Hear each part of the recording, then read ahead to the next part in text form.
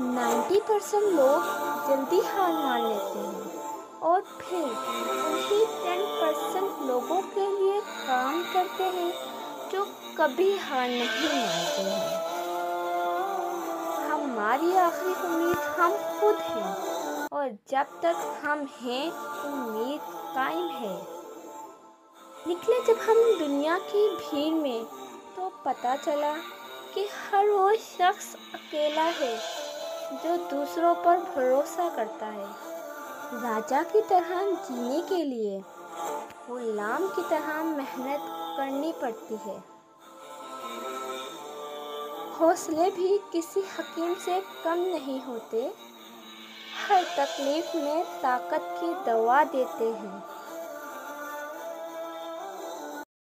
کو بدلنا اور بہتر بنانا بہت ضروری ہے، ورنہ یہ دنیا کبھی آپ کو قبول نہیں کرے گی۔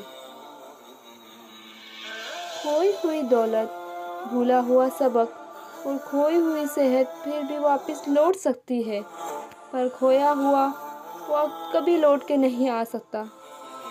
تجربے نے ایک ہی بات سکھائی ہے، نیا درد ہی پرانے درد کی دوائی ہے۔ چیزوں کی اہمیت نہیں ہوتی، وہ کبھی نہ کبھی مل جاتی ہیں، صرف انسان ہے ان کا نعم البدل نہیں ہوتا۔ بھلے دیر سے ملے تم کو پر اللہ بہترین سے نوازے گا، یقین رکھو۔ اللہ جب انتظار کے ذریعے آزماتا ہے تو شیطان دعا نہ قبول ہونے کے وسوسے تمہارے دل میں ڈالتا ہے۔